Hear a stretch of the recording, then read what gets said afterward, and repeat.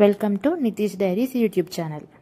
ఈ రోజు వీడియోలో సగ్గుబియ్యం వడియాలు ఎలా చేయాలో చూద్దాం. 1 గ్లాస్ సగ్గుబియ్యాన్ని కడిగి 2 గ్లాసుల నీళ్లు పోసి ఒక 4-5 గంటల పాటు నానబెట్టి ఒక గిన్నెలో 4 గ్లాసుల నీళ్లు పోసి వాటర్ మరిగేలోపు 2 పచ్చిమిర్చి, కొద్దిగా ఉప్పు వేసి బరకగా పేస్ట్ చేసుకోవాలి.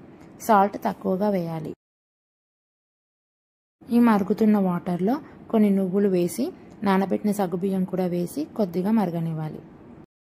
సగ్గుబియ్యం కొద్దిగా ఉడికిన తర్వాత 1 స్పూన్ ఉప్మా రవ్వ వేయాలి. సగ్గుబియ్యం పిండిని మీడియం ఫ్లేమ్లో ఒక 5 నిమిషాల పాటు ఉడికించాలి. సగ్గుబియ్యం పూర్తిగా ఉడికి పిండి చిక్కబడ్డ తర్వాత 1 స్పూన్ జీలకర్ర వేసి బాగా కలిపి స్టవ్ ఆఫ్ చేయాలి. ఈ సగ్గుబియ్యం పిండి చల్లబడ్డాక ఒక ప్లాస్టిక్ కవర్ పైన వడియాలు వేసుకొని 2 రోజులు ఎండలో పెట్టాలి. ఈ సగ్గుబియ్యం వడియాలు పూర్తిగా ఎండిన తర్వాత ఒక ఎయిర్ టైట్ కంటైనర్లో స్టోర్ చేసుకొని వాడుకోవచ్చు.